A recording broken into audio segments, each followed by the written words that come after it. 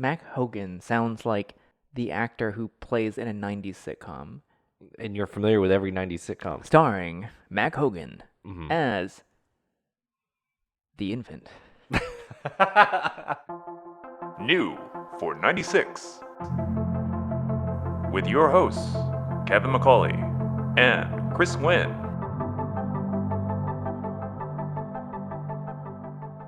If I were specking a 996 today, I would be choosing Zanzibar Red because it was very unusual, very special now, but it was a standard color in 2001. Zanzibar, maybe Arena. Arena's so classic. Arena is classy. It's so classic. It's such a 993 color that I think of 996s as basically a cheap way to get into a 993 experience minus the air-cooled. Well, if you're bringing that in, then let's just go to the best reds. You've got ruby red metallic, sienna metallic. Yep. Kiln is interesting. It's kind of like a warm red. Carmine. I love Carmine. Oh, if I Carmine got red all day long. It's like that's my Porsche's Imola red. second choice for Cayenne. Yeah. Carmona's very could you nice. Would you drive Cassis red? I would absolutely drive Cassis would? Red. Yeah. Okay. I'm bold. Why not? Uh-huh. I mean, I guess it's a subtle pink, so I'm subtly bold. Yeah. Sure. We'll go with that. Should we introduce the show? I guess. You're Well, listening to another episode of New for 96. Okay. Well, we practiced that at karaoke, but it didn't really work out. We have a guest today, Mack Hogan of Road and or Track. Ampersand. Here's our guest. And we've got a bit of a lightning round for you. I saw you a couple weeks ago, and you were a young person, much younger than me. For some reason, I bit my tongue a couple times because, for example, a song came on the radio, and I almost said something like, I used to have this as a ringtone, and I stopped myself because I thought you would have made fun of me. I definitely would you have made fun of me? 100%. Yeah. If you were like, I paid for this using the Verizon wireless navigator. I was of the exact age where the rich kids in my grade who got cell phones in like fifth grade, they were buying ringtones. And then like 2 years later, buying ringtones went away for good. I also almost sent a GIF to our group chat, and then I didn't because I thought you would have made fun of me. Would you have made fun of me? 100%. I'm a very big anti-reaction GIF person. I see. Yeah. Wow. I find it very funny. Crisis averted. Don't worry, Kevin. You're very young and very good. Chris used the word mid like an hour ago, and I called him did. out on it. I was preparing myself for this conversation here. I thought I would get into the lingo of Gen Alpha. Right. So lingo, that's another one of our words. Yes, it is. Or ling, I think, for short, as I understand it. So Yep. We also say, instead of saying like cool or, rad, which would be your time, we say something is kablamo. So feel free to try that one. See, I'm writing this down right now. Say it again a little slower. Yeah. Okay. We're typing that out. Yeah. So that's with a K, not a Q, right? I got to make sure I get the spelling right for the message boards. Oh, no. It's actually with a C. And what's a message board? How insane is it that I am 26 years old and I work for a print magazine in 2023? Like I didn't think they'd still be here by the time I got out of college. It kind of defies belief. Yeah, you're basically like the opposite of Fry in Futurama. I haven't actually watched Futurama. Oh my okay. God. Well, yeah, No, I was again. just thinking that I need to. Is that not on like Nick at Night for you? Actually, it might even be on Nick at Night. Is that still a thing? What's Nick at Night? Oh my God. All right, get out of here. Yeah. Mac, you're much younger. We are older. We don't need to get into specifics. But Late 60s, early 70s. Yeah, if you will. Yeah. Actually, Yeah. This is episode 88. Oh, you were talking about our age. This is episode 88 of the show, but you were here visiting a couple weeks ago. What brought you to our state with its good policies on things? Kevin, you know this. You were there. I- For the podcast. I came down to drive a couple cars that were being auctioned on Bring a Trailer, a Hearst Autos site. We love synergy. And so we found out that there's this collection of cars from Driver Source that were coming up. And we got to pick two out of them out of this gated manual collection. So I picked the Lamborghini Diablo SV in pink and the Ferrari 550 Maranello. It was a Euro model, also manual, in a it's called Blue Swatters or something like that, Yeah, but that's right. really That's nice right. dark blue over tan. Hmm. And Blue over yeah, so red. came down, drove some old Italian supercars. It was blue over red. Oh, you're right. It was blue over red. I am so foolish. See, you trapped me. You asked me why I came, and then Yeah, I know. I know. anyway, And the cars were good. And we had a good time. yeah, We had a lot of fun. that was a great day. I was Yeah. just thinking about how hot it was in that Diablo, where like the air conditioning was like there was like two vents 150 feet away. Isn't Like everything canted to the side anyways? So yeah, and like the pedals were like just you had to balance your foot like an inch apart and those brakes, man. Kevin, remember when I did like the hard stop? I was Yeah. like, all right, get ready. And the car just like still didn't slow down that quickly, but just pulled hard But yeah, to the it went left. very hard to the left. Yeah. And then the Ferrari was just perfect, which Yeah. that's about the, general case with those two brands. Yeah. The Diablo was first and it was very hot and we were sitting in the sun cooking with the roof off. yeah. Oh, that's right. Yeah. So yeah. it was. Yeah. So you had the But roof this was off. early. I mean, this was probably like 9:30 or something or 10 in the morning, I Yeah. think. Yeah. So it was only like 102, Yes. which is great. Super mild climate that Had not gotten up to Houston area. 106 yet in Yeah. the day. I didn't. We could explain. Driver Source is a like specialty dealership in Houston, and Yep. so it's a whole collection. I didn't actually quite understand. Is it several owners' cars pooled together into like a themed auction on BAT?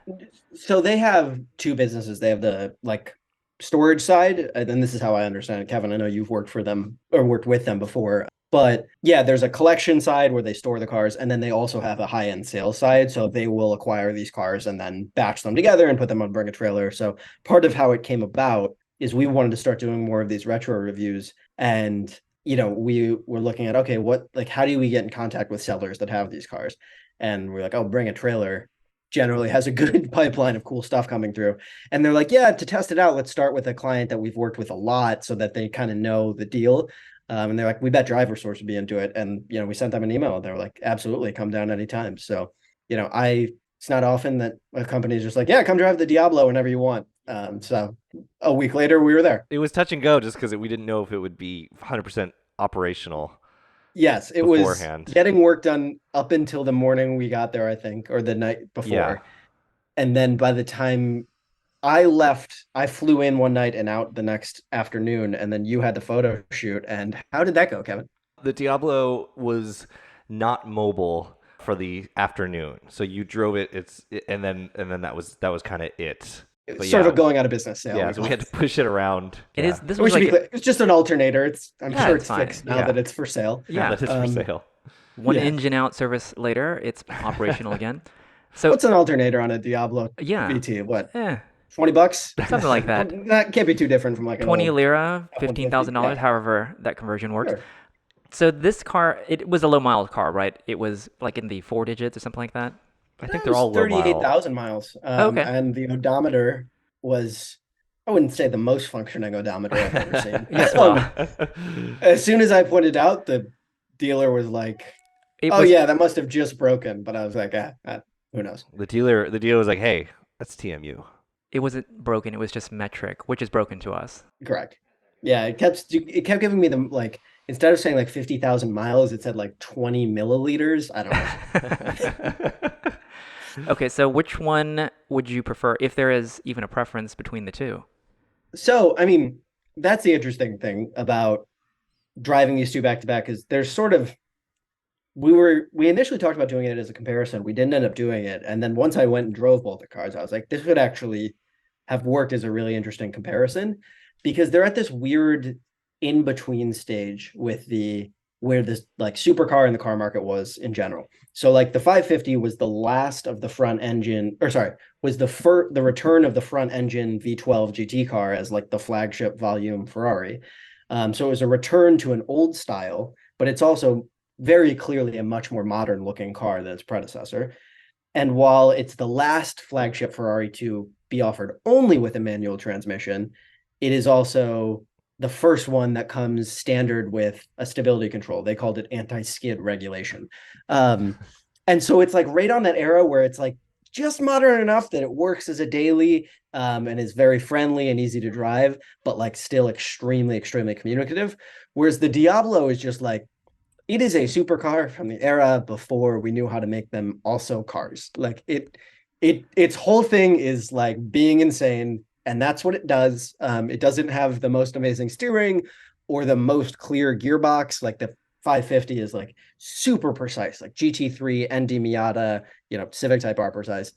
And then like in the Diablo, the gated part of the transmission was more for guidance than it was for like feel or aesthetics. Yeah. Like you were kind of rolling through it. The pedals were in a weird place.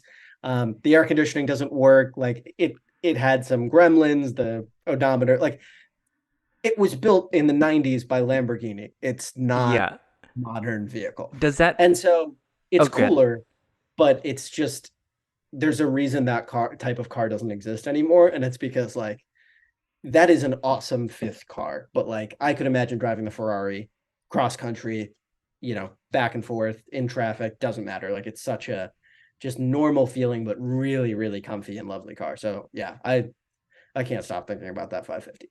That's what everyone says after driving one, which I've not had the pleasure of doing so. It's weird because if you were to, it's like compared to there's so many cars that have the specs of the 550 that should be Yep. as good on paper, and it's like newer cars that are newer, Yes. things like that. And it's just like it seems like every sensation, every input is like perfect. Like Yes. every sensation, everything you touch is just like immaculate, and it just like Yeah. leaves you like wafting, It's and insane. nothing compares. It's a front engine V12 GT car with the front end that feels like a 911 GT3. Like the steering was so good. And I didn't even realize at the time that the steering is also variable assist. Oh, really? So it's speed sensitive and it dials back the assist, Hmm. which is the exact sort of modern gimmick where I'm like, I don't know if a new car came out with that, I would instantly be like, oh, I bet the steering feels like crap. But the way Ferrari does it, it seems like it takes away the hydraulic assist to the point where like at speed, I just felt the car so lively in my hands and I wasn't sure why. And now reading back, I'm like, oh, it probably pulls off almost all of that assist. And then you're just basically driving a manual steering Ferrari Oh when wow, that's you're going fascinating. pretty quickly. Oh, that is Yeah. really cool. I didn't know that. Yeah. So pretty great car. With modern cars, I think what really stood out to me was in a modern car, a modern supercar, I feel like the key emotion I always feel is awe and like this sense of brutality and adrenaline. And a modern suit like a McLaren or something like that is so fast that it is like beating you over the head with it. It's Right. flooding all of your senses all the time. It is you are sprinting just to keep up with it in your head. And it's an addicting feeling, but it's not one that I've ever wanted to keep. Like I've never gotten out of a supercar and been like, man, I wish I had access to that all the time Right. because it's like a draining, Yeah. like a performance car of the year. I drove the Z06 around the track and it's amazing and super engaging, but it is so fast that my brain just fried after like 4 laps. And I got out and I just had to sit down and take a breather.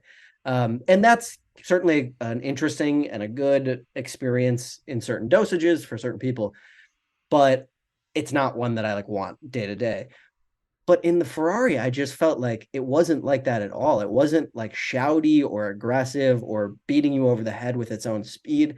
It was just like delightful. Just everything you did felt nice and it was so playful and awake at the limit. And I don't know, like it was so easy, like just coming out of a little like a stop sign area to just like kick the bed out for a second, almost like an old E39 M5 or something. Just like playful, soft slide and then And then the anti-speed cruise on. regulator comes in.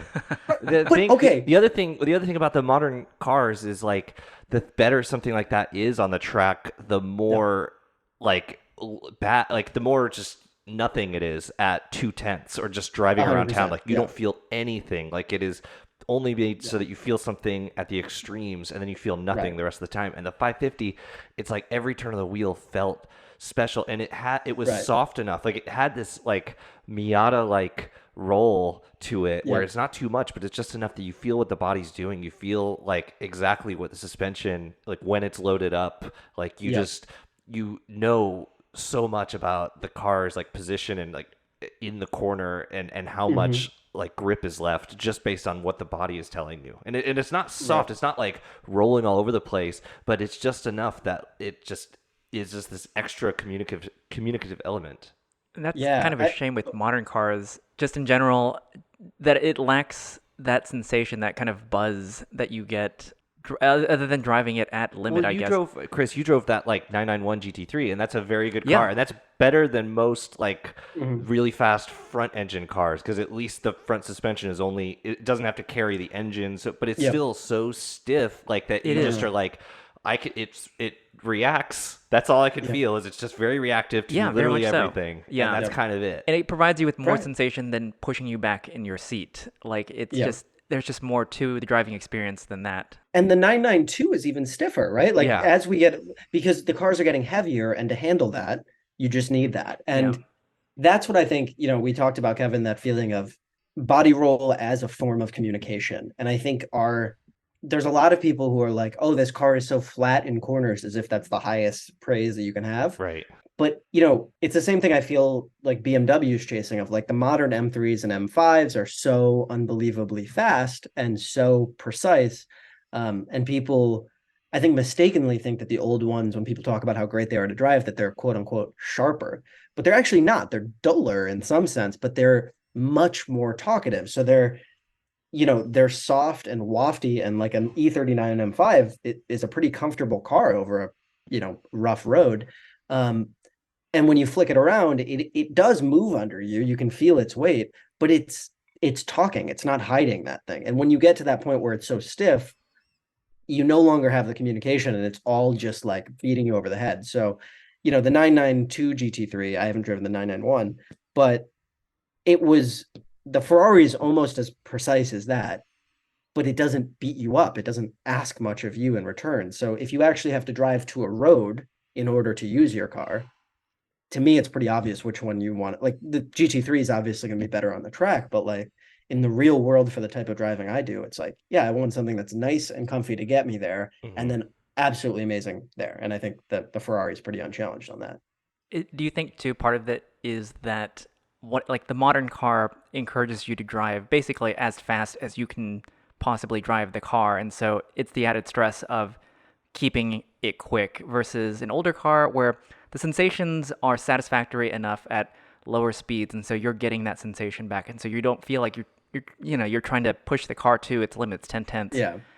It's happy at 6 tenths or I whatever. mean, I think they want the limits are high, like on an new M3 or M5. It's like they trust that 90% of people will never get near the limit, so it will just always do Right. everything they ask. And it's like some people, want to experience the car at the limit, like understand the Yep. car. Like the full measure of a car is like how is it through the range of Yes. what it can do, and like that's where the real true like engineering, maybe not the real true engineering, but that is as car enjoyers that are not constantly on a track, like that is Right. more enjoyable for some of us.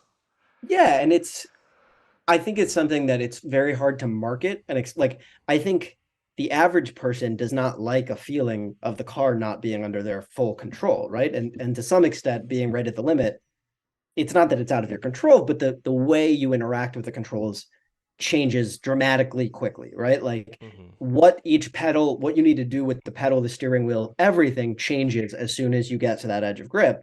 And if you're not prepared for that, your perception of like, oh my God, I have this fancy sports car I spent $100,000 on, and it's skidded out in the corner, right? Like you have to build these cars for the people who buy them, not for the people who, who like them in the way we do. And that's just limiting. And in the same way where, Chris, you said that a modern car wants to be driven to your limit, I would say that a modern car wants to be driven past your limit, because all of Mm. them, like that's the function Oh really of yeah. stability control. The point is, in your M4, as long as you don't turn it off, or in your, Hellcat or whatever, you can boot the throttle, come while the car is still not pointed straight with 600 horsepower on tap, and just trust the computers to figure it Yeah. all out for It you. takes you to 11 without you even knowing it.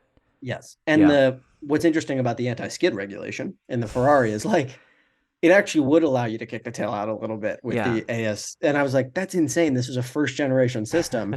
And a lot of stability control systems are still not there. Yeah, I was gonna say there was a period where basically you could not have any slip whatsoever, and so Right. that's pretty advanced. Yeah. Early BMW stuff, right? Like I Yeah. remember on the M5, it was like that, but then you press one button, it's completely off. Yeah. And I was just thinking about, oh yeah, because back then people weren't relying on it being there, and there was like it wasn't the kind of thing that existed because the lawyer said they needed it or they needed to sell it to, like, it was something that existed to make the car even faster for a bigger audience.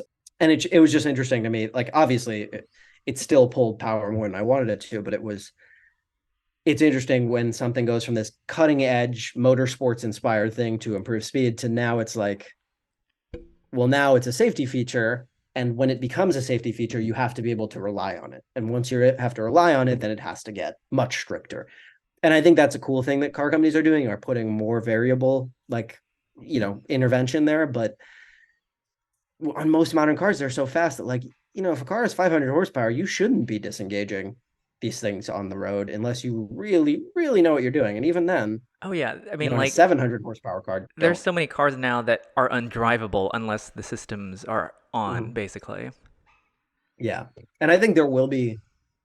I bet it already exists that we just haven't like dug into the menus. But I bet you a company that makes a 1,000 horsepower EV or something, right? I guess on Teslas you have to put them in a special mode to get it all off. But the point is, some of these fast cars, they're just going to not let you turn it off because Yeah. they don't want the liability.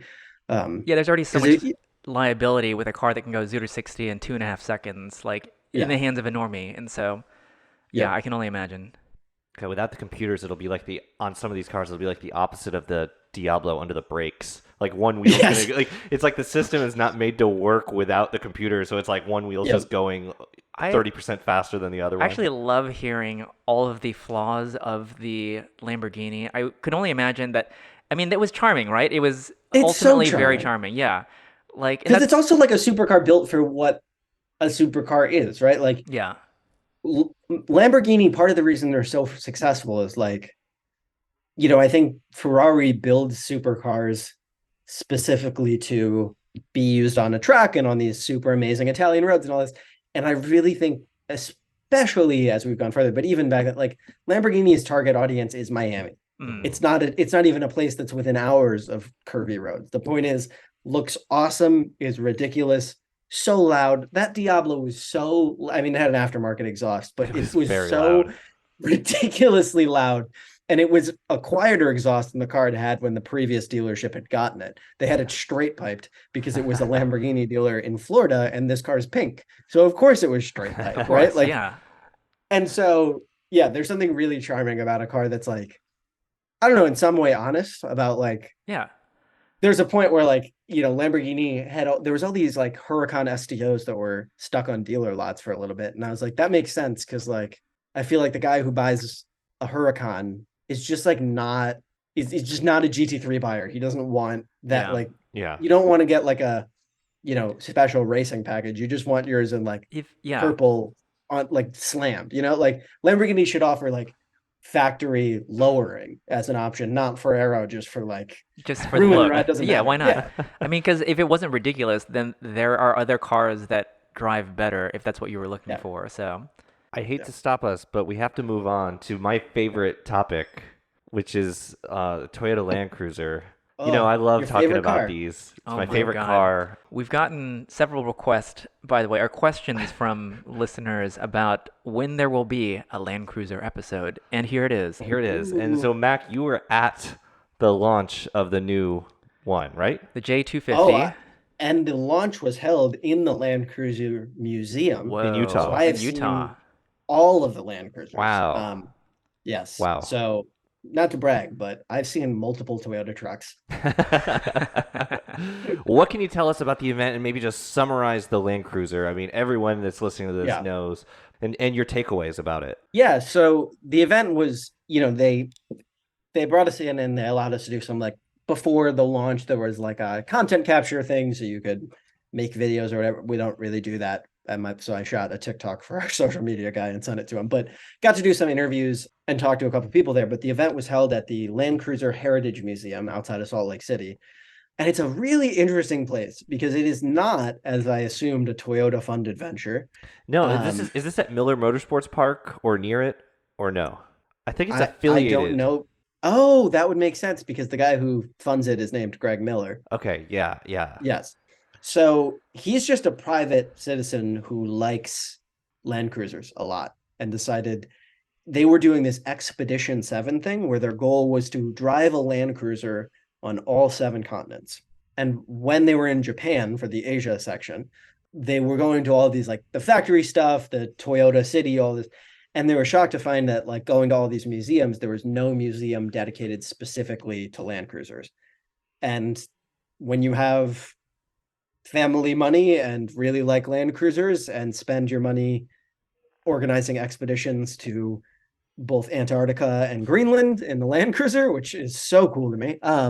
They, you just found a Land Cruiser museum. So this place has the first Land Cruiser ever brought into the United States. It has the old like 60s heavy duty Toyota truck. It has one of the Jeeps that Toyota made before they called it the Land Cruiser.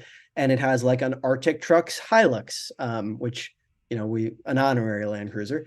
And these trucks that have been on all 7 continents and done these crazy expeditions, and they take them out and drive them. So really, really interesting place.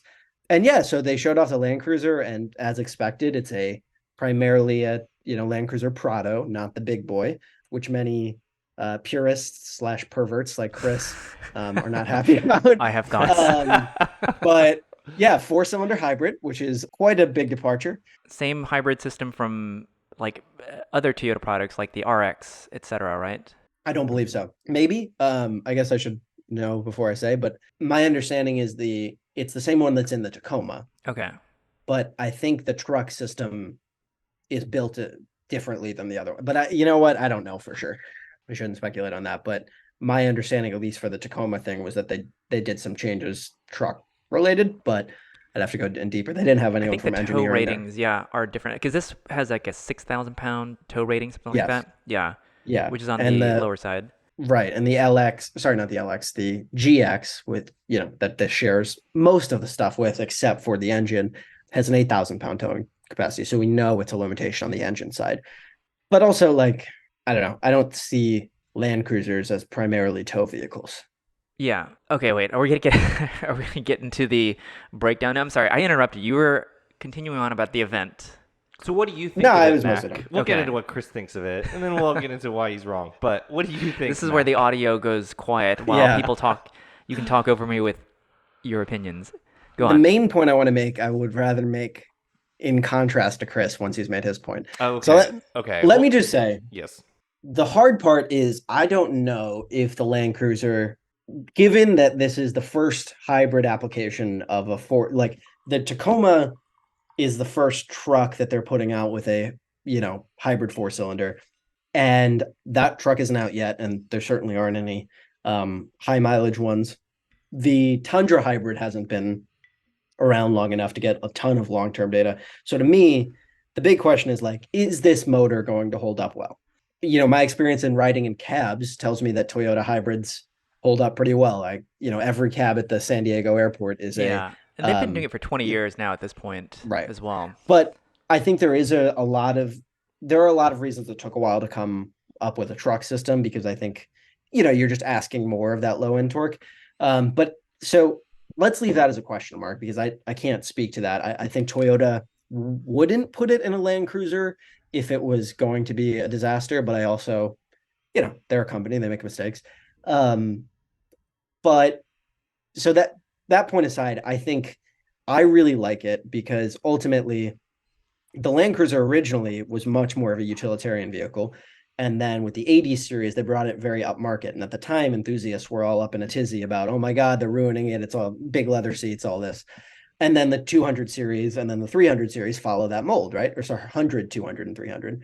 And they're big luxury trucks. And that's cool. That's a good product to exist. But I ultimately think, especially as prices for everything keep going up, it's really nice to have access to something that is nicer than a 4Runner, that is built a little bit more with like, it's going to ride nicer. It's built to be a little bit of a more livable thing. But it's still like it comes standard with cloth seats, but a locker is also standard. And I think that renewed focus on this is an off-roader first, a luxury vehicle second, is a very welcome change to me, because if you're buying a $100,000 car, like any $100,000 car, if you have that money, you can afford to have it new enough that it's not going to break down on you, right? The value in a Land Cruiser to me comes on the long timeline, and making it cheaper, higher volume, so you get higher parts availability, which makes it cheaper to maintain, is going to be great for the community. There's just going to be more of these out there. And I think that's the most important thing. Yeah, I don't. Okay, so when it came out, I was not excited about it, but I didn't hate it. But Yeah. here's my thoughts. I'm not a dumb idiot curmudgeon who needs to cling on to like Disagree. car heritage. I am, but aren't look, isn't the point of being a car enthusiast that brands actually like annoy us to the point of becoming like slightly emotional about an opinion? And so That's definitely not the point. I don't want to let you just get away with that. Like, we're the only people who pay if you attention say enough.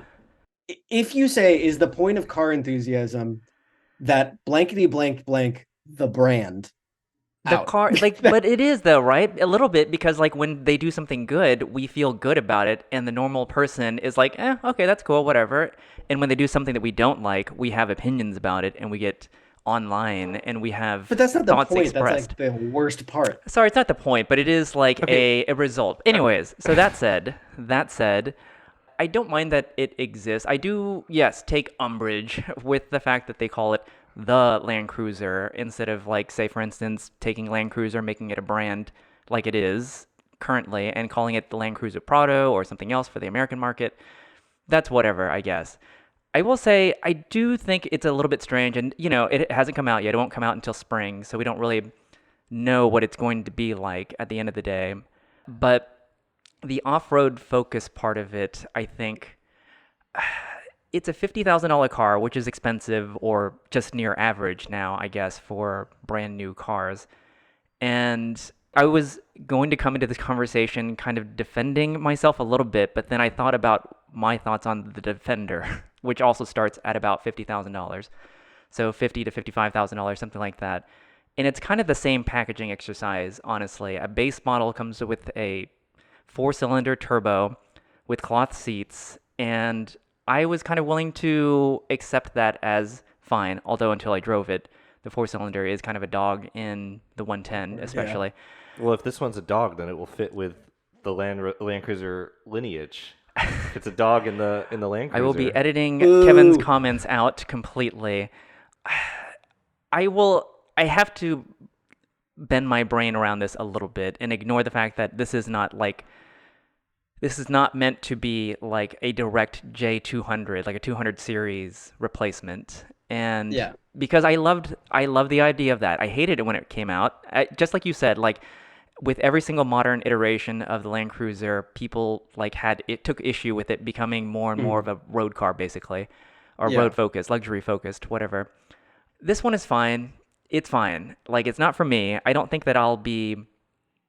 It just doesn't draw It's me not for in. a true enthusiast who used his Land Cruiser to drive around 4 It square does- miles of Houston. in the Exactly. cross-country. Yes, exactly that. So And then complain to me when he gets 9 miles to the gallon driving around a 1 mile So, radius in Houston. here's the downtown. thing. Okay, look. That is okay. Go on. Oh, go on. I was just gonna say that's a part that I think we're also underrating of like if you buy into the Land Cruiser thing, to me the value, like when I had my LX, like I took it off road, I did a bunch of camping trips in it. And to me, that really enhanced my relationship with like going outside and spending more time in nature. And to me, that has changed my approach to certain environmental things, right? And there is this weird dichotomy in the world of overlanding where it's something to get you closer to nature and like help you enjoy the great outdoors. And then we're all doing it in trucks that get 10 miles to the gallon. And like, yes, I get like there's a value in those trucks that exist to haul all this stuff out there. But I also think like a key part of like truly enjoying the outdoors is like trying to be as responsible as you can. Sure. I don't think for me, like a Rivian or an EV right now isn't the answer to that because I do care about getting very far from developed areas, right? So to me, a 4-cylinder hybrid is as gentle as you can be while still getting the job done. And I Sure. think that's Yeah. an underrated advantage. I think like, that's the big warm take right now, basically, is like hybrids should be focused on more now than EVs because Yeah. it is a place where you can actually price a car that's accessible versus all EVs are basically super premium products now. Yep. And our dumb brains are we're never going to buy brand new cars. Like I Yeah. could never see myself buying like a brand new car. The Defender was the I would buy a first Honda one. Accord hybrid. Yes. That's the only car. Yeah, see, there you go. And the Defender was the first brand new car that I actually ever thought about buying. It like appealed to me that much, and it got okay gas mileage for a four-cylinder. But then I'm glad I drove one and decided unfortunately you have to spend a lot more on the six-cylinder, the inline six, Yeah. for it to feel like it's worth the money. But with this one, I think it's fine. I think it seems expensive considering that, there's going to be a lot of, I think, talk about the 4Runner versus the J250, this Yeah. new Land Cruiser that's coming out, because they do have, and there's going to be a new 4Runner coming out soon, Yeah. I assume. And so, maybe it will be vastly different from this. But right now, the current gen 4Runner seems very close in spec to this. Is it at the end of that 15-year model cycle? I think it's something like 16 Okay. or I think they got 17. another facelift. Yeah. Okay. What's crazy is the sales, like, I haven't looked at this in a while, but I know 2021, I think, was the best year for sales ever for them. And Like, they they were keep all- ramping up the capacity And they of were the probably factory. all sold over sticker. Oh, Like, sure, they're- yeah, like, it's absolutely. crazy. And Toyota sees that and they're reacting. And if they were blind to it and made another 300 series things, it was just as if this wasn't happening, we'd be criticizing that. Well, some of us would be. Yeah. Right. Yeah. And that's the 300 series, right? It does exist in America as the LX. And okay, sure, it's not going to be as good off road. It's got the lower thing, the lower chin. I know at least the 2016 facelift LX, it was pretty impossible to lift it without bricking Yeah. certain functionalities on the car. There's stuff like that, right? So it's not the ideal choice for heavy off-roaders, which is why the Land Cruiser is. Like, I think in the past, you had the LX and the Land Cruiser, which were pretty much the same target. It was just like, do you want a luxury badge or a regular Right. badge? You want AHG? Do you want fixed springs? And now, to me, as an enthusiast who cares more about the market and how many options are available to each person than any one individual option, to me, I like when there's a ladder. I like when there's something, okay, in the $35,000 range, a base Wrangler will work. And then if you want something nicer than that, a 4Runner. And now there's a Land Cruiser in the middle. And then there's, the LX, the Land Rovers, I would consider at the top, because realistically, what you're going to spend is more. And I appreciate that ladder. And your point about the Land Cruiser being a sacred name, I think is fair for us nerdy enthusiasts. But this is a vehicle that sells 3,000 a year. And most people, if you say, oh, what do you think about the Land Cruiser? And they're like, I don't like British cars. Like, it's not a name that means anything. I That's- disagree. that I kind of- disagree. I kind don't of like agree. that about it a little I bit. think that people know, and I think half of these, like the Tacoma, and especially the 4Runners, that they're selling for 60 grand over sticker at the, not 60 over, but for 60 grand, comma, over sticker at these dealers. You Like, never know. I think people are buying into that Land Cruiser thing, but it's like, I can't get a new one, I or don't when I could get a think new one, I so. don't want to You are out spend of your 87 I don't grand. think People so. know, No. people know You're what it so is. wrong. No, because the Land Cruiser, like in stock form, like If it that many does- people didn't know about it, then there wouldn't be that many people paying, as you so often bring up, Mac, rightly, that people are paying 20 grand for one with 250,000 But miles. they're only Kevin's- paying that much because they don't sell any new. Like, the But I'm reason saying, that I'm these just saying values there's are- people that know. There is a wider brand there's awareness a than niche. either No, of you it's are pretty giving niche. credit. I think it's really niche. They made so many of these. They didn't. They though. did not make. They really made didn't. like They- none. Okay, all It right. sold 18,000 the first year in '98, and then it was basically under 5,000 for the rest of the run every single year. Okay, well, I mean, how many do you see? But here's the thing: okay, this is his claim. His claim is that I see them all the time, so I like do. everyone has one. But I will argue with you in that this is not a disposable vehicle, because I'm not going to claim that it's built so well, etc. But it is. you do claim that all It the is, time. and that's why Well, it's it not. is. But you that's also the claim thing. it's hand-built, and I think that's bullshit. It is I hand think built. that's It's made up. hand built in Japan. I think that's made up, and this one's going to be made at this exact same factory. Yeah, but All they're right, they're going to look at- make them. Do you okay. see what this is? This is the assembly line where they're making the 300. Yes. This looks like any car assembly line. What about it? Look, it's being handmade by a robot arm. Okay. Okay, Do you but know here's the how thing. many they made? The hands made the Do robots, you know how Kevin. many they Is made? that worldwide though? This is worldwide. I'm saying you can't What is hand. that? You can't say worldwide numbers and be like, I If we're see them talking everywhere. About, I'm not talking about how I see them. I'm talking about you physically can't hand make a car that they make Wait, is 450,000 this of the a year. 200 series This- or is this all of them because This is it's all a of them, whole but series? Oh, okay. All of this is skewed. This is This is- absolutely some Fox News shit here. This is not some Fox News shit. The point is, hand building very expensive cars for perverts is definitely an interesting model. Porsche's, okay, I shouldn't Yes. say pervert, but No, you for can say it. purists, We're no. perverts. Car perverts. But people that care about the sanctity and all whatever is great, and that's cool if we want to all be in the little yeah, club it's all where we all dumb. know about Like, them. I But the recognize how thing is, dumb it is.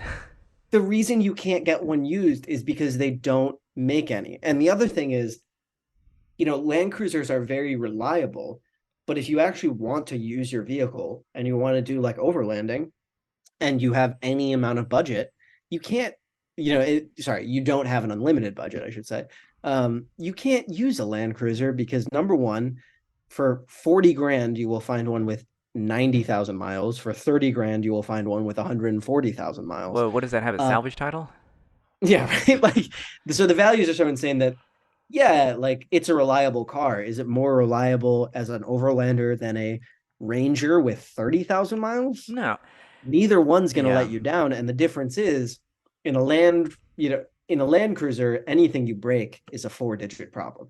And in a 4Runner, in a Ranger, in a Wrangler, like with a track car, the beauty of a Miata is that you can drive it hard, go through tires and not super sweat it. And it's the same thing with like a 4Runner. You can drive it hard, you can push the limit. And when a car is so expensive and so rare, you get to this point where it's like, well, if I have to spend $1,000 if any piece of the suspension wears out, like I'm not going to fly down that dirt road, right? And that's why I think it's so important to move it down market, because they're going to make enough that you can like afford to keep one running and there will be available to people, because the value is a car that lasts super long. But if the only one we can afford is already 13 years old and has a bajillion miles on it, like what value is that really bringing to the community besides, bringing more Toyota buyers into 4Runners? Yeah. I thought Chris was going to be a lot more anti this vehicle because it's too accessible and it's not $87,000. I'm not anti the car. I'm just, You were in no, all of our previous discussions. it was not. I said that I didn't like it because Too many people can buy it. No. You can just get an LX, Chris. Like, you're not doing anything that. Okay, first of all, An you're the LX one that encourages me to be an elitist, because I asked you, do you think I'm an elitist? And you said, of course, you don't have to worry about that. So it's fine. Yes, I am an elitist, but no, I'm fine with the fact that the Land Cruiser Prado exists for America. To me, yeah, I think it's kind of a shame that they're calling it the Land Cruiser, because that also puts a period in the fact that they'll never have a model above that, because what would you have other than the LX, which is too expensive? But that said, the GX... So the LX is too expensive. Now it's too expensive. The Land Cruiser would have been like $4,000 cheaper Maybe, yes. But and would have held its value better. Mac, you made a good point that I don't take these cars like off-roading or adventuring. Mm. And I will say, though, I did read your piece on why you love trucks. And it struck an accord with me, because the premise of what you were trying to say was struck basically... an accord. I hope they had insurance. I hope the drivers were okay. Can we get a zing sound effect? Yeah. Oh, yeah. We got zings for days. Was basically that you connected with this truck. You have a Tahoe. Yep. You have a insert GMT number here. GMT Tahoe. 800. Get your head GMT out of your ass, 800. Chris. And GMT 201. it is Yes. a patinaed car, The thinking man style. if you will. And you're right in that you can take it anywhere. You don't have to worry about it. It is not a car that concerns you. You can just use it. And in theory, for me, that was what I was buying into when I bought my 100 series, was that I meant to park it on the street. And I live like in the city center of Houston, and my E90, when I parked it on the street, got hit 4 times in 2 years. Oh, man. And so I thought, like, I'm going to buy this car. It had 230,000 miles on it. And as soon as someone hit one of the bumpers, I was going to replace it with a steel bumper. and it would be basically unbreakable at that And then point. you'd kill anyone who hit another Yeah, one. exactly. Yeah. And so You get a tax break from our governor if you kill a pedestrian with a steel bumper. It's the rule. welcome to Texas. And anyways, this was during like pandemic and I just didn't connect with it. I couldn't use it very often during like lockdown, etc. And it did get very bad gas mileage, and so I could never use it as intended. I did think about it as like an adventuring car of sorts, and Yeah. I can see how this new Land Cruiser could be that car. Granted, 90% of them are going to stick to city roads, and that is it. And maybe that's why Right. I mean, it has like good. I will say it is weird to me that the ground clearance is not as high as it could be or is on other Toyota products on sale at the moment. Like, yeah, the approach and departure is even better than like a Land Rover Discovery. Yeah. And I was surprised about this. And And I talked to them. Part of it is, they want to make it so that the stuff you hit, like Lexus talked about, the bumper design is more modular so that if you hit the under part, it's easier to replace. But I also think it's important to note that like the Land Cruiser's always been good off-road. It's also never been a Wrangler, a Bronco, like a crazy 4Runner TRD Pro. It's always more been in the US Yeah. well, at least since the 80s series, more of a road vehicle that just has good approach and departure. And then usually pretty easy to modify if you want. But the okay. people that are actually using these Yeah, intensely and off-road I'll say- tend to lift and Toyota said basically too about this car was that, the intent was basically it's off-road forward versus Yeah. like luxury forward, obviously. But I will say like at the very least, why it costs $50,000 is that it is as good on road as it is off road, meaning that it is comfortable living its Yeah. life 90% of the time on road. Then I think it achieves like a good goal because I rented a Jeep Wrangler Unlimited last year when I went to Tennessee, and I'd never driven one before. It was terrible. Like I was just oh driving god, it. they're so bad. I was just driving it on the freeway, and I could not believe how bad it was as a road car. The steering Yes, it is was. so bad. Like, I was literally just like, I'm like, oops, I'm like trying to move my arms back and forth. I'm just like, I'm steering it at highway speeds, and the car's not moving as I'm like swishing it up and down. And it your just, elbow is Yeah. hitting your passenger because the seats are. I know. Yes. I'm doing together. like the cartoon I did thing where 14 hours in one night in a Wrangler, and it Oh. was just oh my it was god. with a Willys package out of the big wheels. I didn't do most of the driving, but And that's probably nearly $50,000, honestly, at the end of the day, if you option it out normally. Yeah. So, yeah. And that's honestly, to me, the big advantage of like I can't imagine owning a Wrangler, because to me, being able to drive like 8 hours on the sitting is very important to me. And like yeah. I just wouldn't do that I mean, I have. It sucks because it's, the solid axle means you have the recirculating ball steering, which I thought was the reason it was terrible. And then I went and drove some old cars that have recirculating ball. It's like, no, these are fine. It's just but the heavy axle, the giant wheels, and the, Bronco, a lot of people give it shit for going to independent front suspension, but like, man, that is the one different, like neither of them rides amazing. Yeah. But to me, that is the exact line between car that I would daily, like I could daily a Bronco with no problems. I could drive it cross country. I wouldn't worry about it, but I would not do that in a Wrangler. I just don't enjoy those No. cars nearly enough to I deal was with that. shocked that Yeah. the car drives like that, Yeah. and so many people daily these things. And they like it, like and they because like it's it. like, oh, it feels, it feels alive, and it's like, I guess okay. it feels different. It's Yeah. the same like sense of Yeah. occasion that we get from our dumb old cars. Yeah, I know. guess. I Yeah. guess. I have to switch Right. gears. No one asked what I thought about the Land Cruiser. No, which we is, we know which what you is think about it. fine, but I'm just glad that this will be accessible to people. People can get this, and like the 4Runner, we can all agree it's not interesting. Requires no discussion ever again, as the Land Cruiser should, as it should be. So the next topic, this is really brief, Mac. You brought something up when I saw you, and it was you mocked people. And this is not me putting you in the hot seat. This is me. This is us taking a hard look at ourselves. This is about the Porsche Yes. color thing. and you referred to how you said you kind of mocked it when people, and we are guilty of this. We're the biggest like stupid Porsche nerds that we fixate on the Yeah. dumbest things because it's like, well, they sold the same car basically, for many Right. years, so it's For like you gotta 90 fixate years, yeah. fixate on the color. So you said it is cringe or something like this, cringe when people will refer to it as guards red. Anti-Clublamo. Guards red. You even said Yes. when people call them by their Christian names. And I laughed so hard at that. So please expand on that because I think it's very Yes, funny okay. as a concept. I think it's very good. And you kind of won me over, honestly. Yeah, so people calling it Porsche colors by their Christian names is something, because I'm in road and track Slack or whatever, you just hear it all the time. Yeah. And to me, the one that always sticks out is this.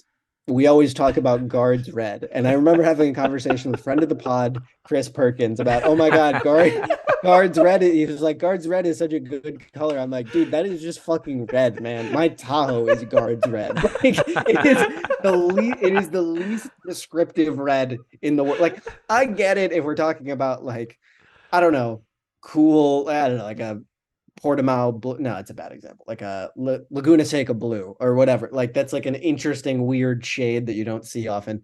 Or like even ruby stone. Sure, fine, weirdos. But like guards red, it's just like, okay, wait, that's red, folks. And I get it. Because they sell 130 shades of colors now. Like you can't say I got a red 911 because there's 8 red 911s. But now that every single Porsche is paint to sample, which by the way is not an accurate name at all. It's not paint to sample. It's not to a paint. sample. Yeah, It's to a paint sample of our book. Yeah. Yeah, it's like, oh, pick from a list. That's Yeah. what it should be. These called. approved options. You may choose some of It's these. like the In-N-Out secret menu. Yeah. But now it's not what's- secret. Except that it costs you but like that's more $13,000. secret But yes. than, like, that's more secret than Porsche being paint to sample. Because, No, like, I know. It used to To be not be fair- as open. Like, See, that's- like when our friends was ordering a car, he gave us like pictures of like photocopy scans of the list. Now it's like on the configurator Yeah. and stuff, but it used to be like. But also, like, here's- the thing that does exist, that famously exists at freaking Home Depot or Lowe's with the bear paint, is you bring them a thing. You can do this with Rolls Royce or Bentley or whatever, and you say, okay, I really like this Spindrift can's specific shade. Make that. Here's a sample.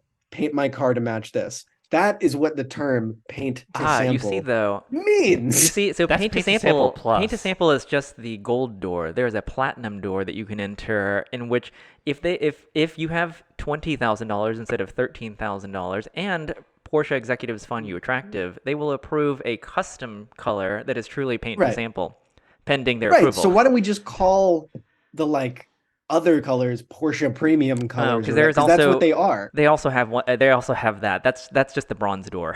So Yeah.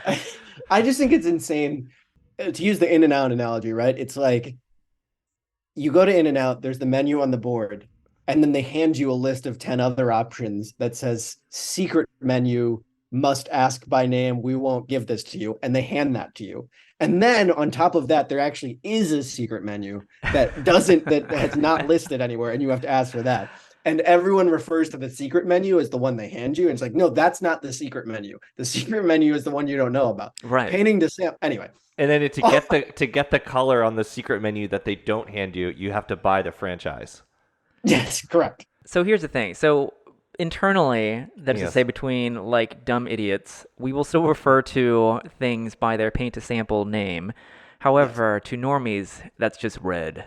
Yeah, the Yes. guards red thing is funny because if you don't specify red, it's just if you don't specify guards red, it would just be red. And what kind of won me over, the way you explained it at the time, what made it funny was like, because I just see it as being like more of a nerd, but you kind of channeled it as like you are like channeling Porsche PR or marketing, or you are going with it. And then Yeah. I was like, oh no, I can't It do is- that because Yeah, it reminded it's like me spelling mini in all caps. exactly or like mini in all not- caps or lowercase lowercase quattro with Audi, which is a thing that I hate, and like they're nerds who are all Right. psychos.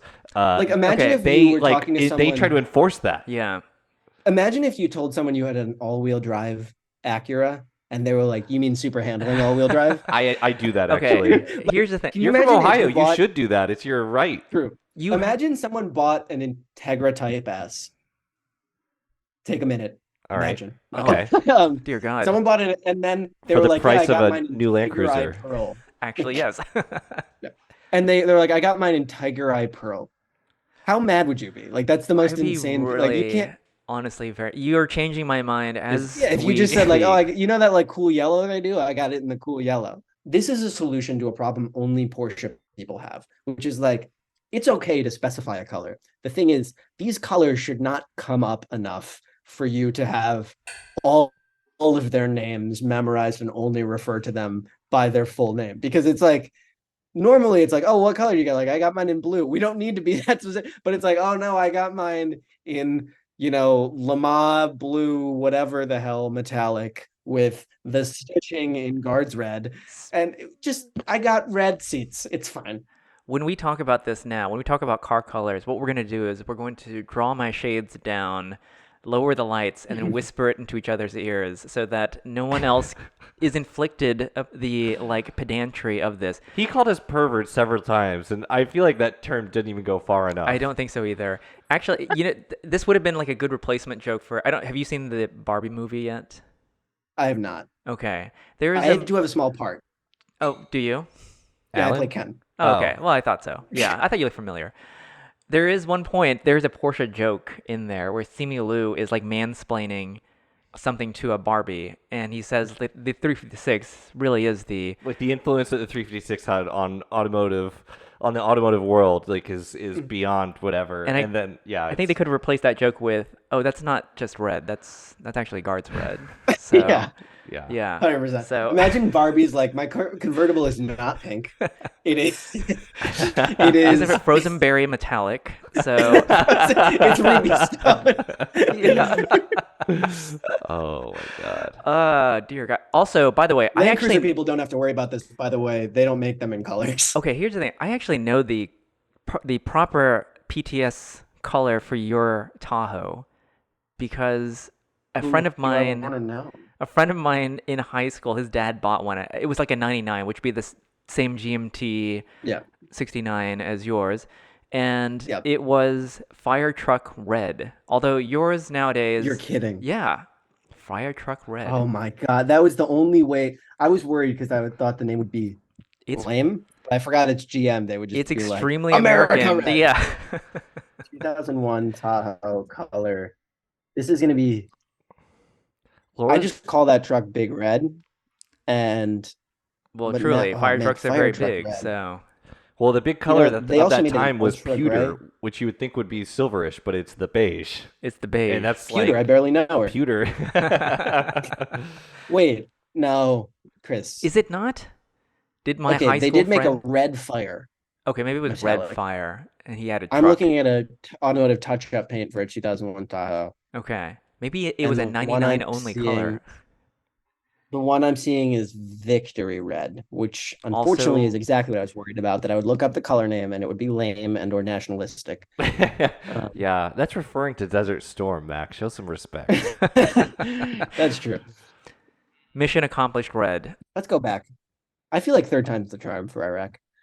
Anyway, Big Red is just red. I'm gonna pick. No, it's Victory Red. It's I victory. think fire truck red was like a colloquialism. It might They have would been. have Yeah, called that it fire there's engine no way they red, just but- called it but that. not fire truck. To be fair, though, his car was a Suburban, so Oh, Do you know what perhaps the it was an only exclusive, with a V only at the end. Do you know what the only paint to sample color available for Chevy trucks is? What? Forest Service green, baby. Oh my God. That's That's not What about, actually true. what 'cause about they'll Border paint 'em for- Patrol white and green? so wait. That's true. What? How Oh did my you? God, guys! There's the worst car. I have found the worst car in the world, What is the? and I worst- will. Well, okay. There's technically 4 of them. The first one I saw in San Diego, there's a person who has taken a Raptor and painted it a Border Patrol livery with lights, except instead of Border Patrol, it says THOT Patrol. Oh THOT. my God. So that was terrible. Yeah. Then I saw he has another car, also labeled THOT Patrol, but this is a Chevy SS with the Holden badges in a Victoria police pursuit livery. In So Victoria that's Red? this Victoria Red, yeah. So an Australian police livery. Okay. It's an So that was SS. I thought you said SF, yeah. SSR. Oh, no, that'd be cool. And then, and that one I see in my neighborhood, which is really terrifying. But then I saw an even worse version, which was a Ford Explorer, not even an interesting car, just painted like the TSA livery, if you know that, with like the blue stripe that they sometimes have outside airports. Okay. And it was like National Thottish Behavior Oh. Prevention What Organization. the hell? And then I saw Crown Vic, also, I assume by the same guy outside of an AutoZone, that also said Thought Patrol. So this guy was so invested in this idea, he's made 4 of these vehicles. And I don't When you know got a good idea, which- it's a good idea. You got to expand it. yeah, I don't know which one's the worst vehicle of all time, but I think I'm gonna go with the Ford Explorer, because it's just not even like, the other ones are at least cool cars that like terrible, but this one's just like, and it's styled after the TSA. What do we do anyway? Sorry, That was one's a random strange side one. rant. Like, who is a TSA fan? Just like, I really like how they make Yep. you take off your shoes. Yep. He's certainly not And a... how they prevent thottish behavior. Yeah, that's what the machine is for, the Kevin's little always X-ray complaining machine. about thottish behavior Always. I tell him this all on his, the on time. his Substack. Honestly, yeah. So, Mac, we're going to play FMK. What we're doing is new cars for 1997. Whoa, we haven't done 97? We have not done 97. I know we've not done 96. Can you believe? We're going to play a game called Fuke, Marry, Kill with you. And the year is 1997, which I believe is the year that you were born, which also saddens us because we were fully sentient adults at that point, I believe. Well, you were. Yes, of course. One of the last years you were fully sentient adult. Yeah, no longer, certainly. Okay, so the Acura EL, which I think was basically the TL for America. That looks like an Accord for Canada. Yeah, it was probably an... Badge engineered Honda Civic. Oh, and that was before they had a CSX too. Yeah. Yeah, I see those sometimes, or I've seen them once. And we got none of these Alfa Romeos. The 156, the Skagera. the Sportit. Remember when Alfa Romeo made cars? Yeah, oh my God, look at this. That's cool. That's The wild. Sport 2. Oh, it's a concept car. Yeah. Oh, yeah. Okay. Bentley Turbo RT.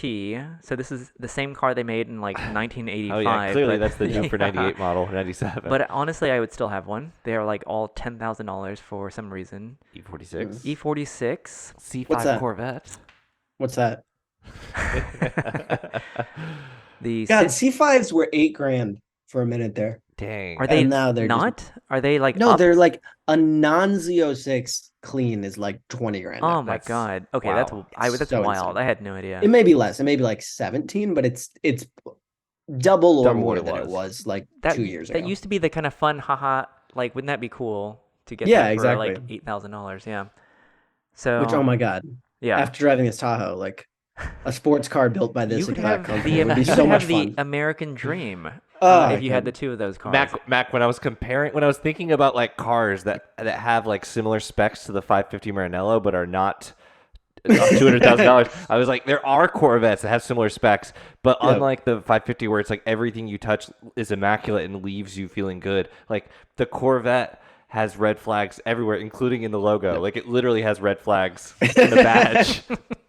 Their guards red. Yeah. Okay. Have we gone on to the Daewoo's yet? We've just reached there. This Citroen Cesara. Oh, that was a rally car. They XR. rallied that. Oh, really? Yeah. They rallied this. They rallied that, yeah. That was quite a dramatic like scroll up to that. Anticlimactic, I should say. Okay, ooh, so we've got the Daewoo lineup, which I guess Daewoo introduced itself to existence as a car manufacturer in 1997. We're going to have to go through this list a little bit faster. Fine, I fine, think. fine. The Lanos, which was the small one. Yes. The Laganza, which was the fancy one. I Wait, believe. you what just was said it? that we're going to go through this faster, and now you're specifying where We have to. We're going to break And down then the the entire mid-size lineup. one here. This is important. These are Now, important the vehicles. Nubera was sort of panned by critics when it first came out, but after the facelift, it But had, after the it had an facelift. LCI that brought a twin turbo V8. And that Oh really stuck. yeah. It was after the facelift. It was also panned by critics who had stopped paying attention. All right, The so American public reaction was mostly, "What's that?" Remember the Dodge Durango, the first one? It got like 1 mile per gallon. yeah, sorry, I have to interject with one more joke. Just you meant Daewoo? Anyways, No. Oh man. off we Zing. go down the Zing. road. Dodge Durango, la la la. Okay, Ford Puma. the I Puma. actually don't think those Durangos are bad looking. I The don't Eggy either. ones, I saw one And they had the yesterday. RT, which is kind of Yeah. neat.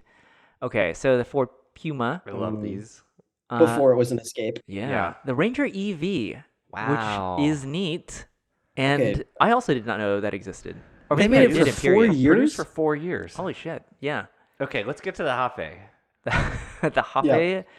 Check it out. Ooh. The Hafe Bailey. Look at that body City kit. car produced by Chinese automaker Hafe. Yep. Have you driven Beautiful one, tall Mac? windows.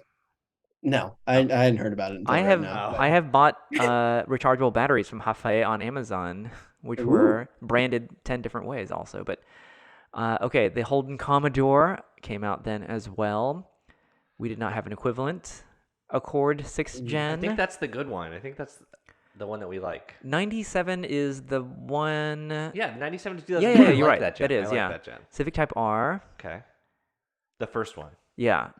Hyundai Atos, we didn't get that. right, we Hyundai didn't get any of Santro, we these didn't get Hyundais. that. Hyundai StarTex, nope. Via Cross. Vihi Cross. All right, what's this XJ? Which XJ is that? Are they saying is new for 98? The It's like XJ 97. is the aluminum No, it's not body. the No, aluminum is it one. not? No. Oh no, it's the one that before. Was like 02. This is the one just before. Yeah, yeah, yeah. Freelander, Navigator, we know what those are.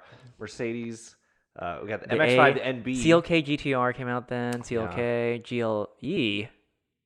That. Oh, it's the M class. Oh, but it's the M class. Okay. Frontier. Pajero Evolution, Nissan Oh Frontier. yeah, Pajero. Yeah. Oldsmobile Intrigue, a topic that comes up a lot on this show, surprisingly often. The Prowler came out. Prowler. Also, I looked it up. There were 2 battery options for the Ranger EV, Whoa. both a nickel metal hydride and just a lead acid one. 32 like car batteries. Yes, the range for the lead acid one was 65 miles, and the nickel metal hydride was 82 miles, both of which are probably better than that Mazda. I was just gonna say they're better than that Mazda, which we saw that one in Portland. Yeah, I The did. The M- CX. MX. Oh, MX30. Anyways, Yes, we saw one. it's 6 MX5s put together. Yeah. The 9.5 came out. Saab 9.5 came out. Sangyong Chairman. This is Hong Young Chairman. I'm a little bit of a creep because I do like Saabs. I love Saabs. Saabs You're are gonna say you like fantastic. Sangyongs, So Songyongs? which Chris thought was Chinese, which is pretty racist. It's actually South Yeah. Korean. Well, maybe. Wow. Okay, Forester came out then. That's Which one tough, though? Chris. The Genesis. What? The one This is picture the right there. original. It's blocked by you. This is the first gen. That's the 97 This is the model. first gen. This all makes sense. That's the first gen. For our audio listeners, which is everyone, it's a picture of the current one. It's but the picture all of of the them current look the one. same. Is it though? Who Is that the knows? The current first one? one did look so. I don't know actually. All right. So the Avensis, which actually is the one that this is what the HS250H is based on, Yeah. Kevin's and favorite car. the Harrier, which is the Harrier. RX. Which Mhm. was also the year of the Harrier Zagato. Well, Yeah. that was 98. It was shown in 97. I don't know. The original Prius. Frequent beauty strangers. Yeah. The Previa died so that the Sienna could walk. Wait, I did that wrong, but that's All right, what it's happened. Fine. It's fine. Dude, even Previas aren't that cheap. What No, the hell? Previas are, yeah, they're very popular. Then the C70, the good C70, not this one that's pictured here. The one that's made Yeah. produced by TWR. Yeah. Oh my God. Okay. We'll have to go into that. But Well, We talked about that like the C70 and the C30 are both C Volvos in the 2000s are cars. I'm like, man, that would be awesome if it was good. yeah, there are a lot of cars like that. yeah. Like Saab, say for instance. Okay, so FMK, we all pick 3 cars for each other. So I will pick for Kevin. Kevin picks for Mac, and Mac picks for me. Okay. All right. That's All right. our little triangle.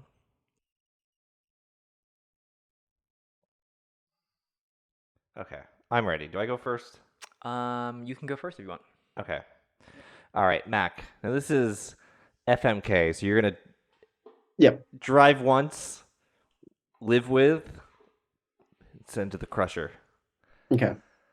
So I gave a truck edition for you. So you get the Via Cross, Pajero Evo, or the Ranger EV. Kevin, that is the exact 3 that I was going to give Chris. All 3. That is so funny. Terrible Okay. minds. All right. Oh, that's tough. Because like Your curiosity might get the best of you about the Ranger. the thing about the Ranger is like I work from home, and like 90% of my drives are just like going to surf, going to my friends. That like I very rarely drive that far, and when I do, I drive far enough that I'm not going to drive any of these cars. So like in terms of fitting my daily life, I think I am going to have a long-term commitment to the Ford Ranger EV. Holy shit! And you probably Wow. I mapped it, and there's a lead acid charger network that you can fill up with lead acid pretty close to you. So you And can just you put the pump in, you fill up your battery, you top it off. You only have to top it off a couple times a week One of your to have the Dude, amount of lead one of your acid cells you need one of to your get that cells 60 dies, you just drive to miles. AutoZone. Put in a little 100%. Yeah. I think I'd I spring love for the that nickel you're metal. picking the Ranger to live with. Well, because I'm just thinking about like how fun would that be to just like show up to the surf spot with like a board in your like weird like old EV, and like I could do 90% of my driving in that thing, and like if it breaks, literally like how complicated. Like apparently there are still a bunch of these running, which I need to go drive one now. Yeah. Realistically, like because these are not financially equivalent, I would actually pick the Pajero Evo, but the Ranger EV is so perfect for my lifestyle Yeah. that like I'm gonna do that for live with. Yeah. I'm gonna drive the Pajero, I don't know, Evo, and I am going to kill the Via Cross. Okay. Because Well, the thing about Wow. Via I Cross have good is news for you. what? When you drove the Pajero Evo, you accidentally backed into the Via Cross, so it had to be sent to the crusher anyway. It Yeah, was totaled exactly. by insurance. An off-road vehicle that you cannot ding, to me is very useless. Like I don't get the point. But I am now going to need another second because I need to come up with 3 new cars for Chris. Okay, so I'm You read to me. gonna read to you then. All right. I'll bet you wish we spent a little bit more time on this. The Daewoo Lanos, Oh no. the Okay. Daewoo Leganza. It's not gonna be that predictable. The Daewoo Nuberia.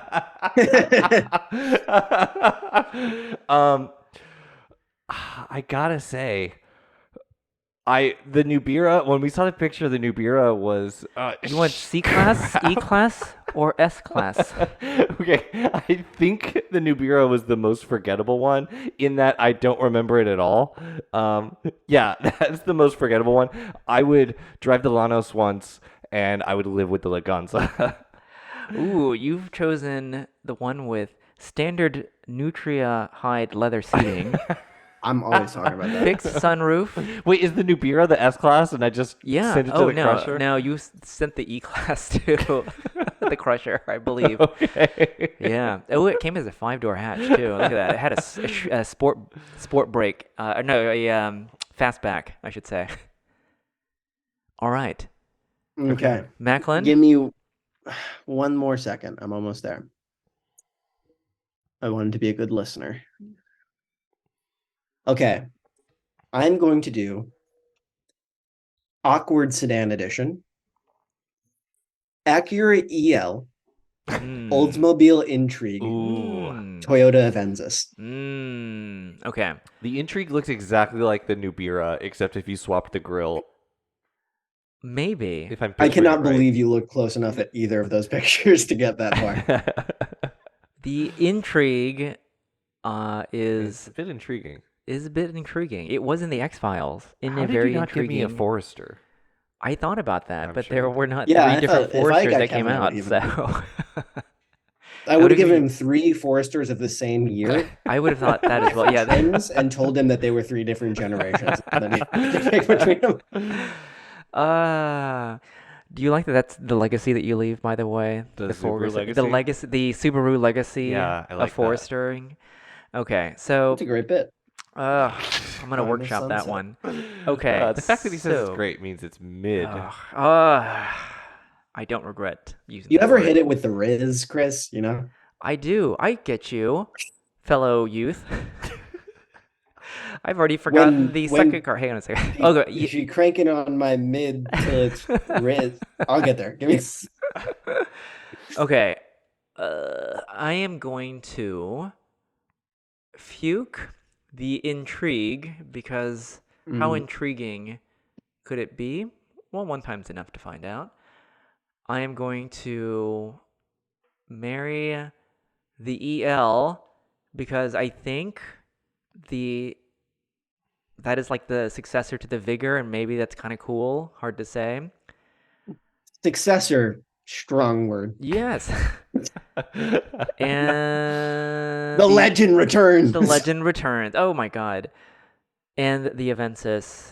Gone. I'm sorry, Avensis. Wow. You are Wait, as what was forgettable the as we did not Avensis? know you. The Avensis. Oh. Think about if you killed was the that? Toyota Avensis. Think about how world shaking that would be. Like if We this would was never like have you went had- back in time and you killed it, really, like the butterfly effect. Like what would the world be like without the HS250H? I thought you were going to say that it will come back and avenge you. Oh that my too. god. But like what? I mean, how would things have gone differently over the last It couple would of have been years? terrible. Right? My dad would not have had one for 4 years. So I would have only 2 jokes instead of my 3. yeah, exactly. Yep.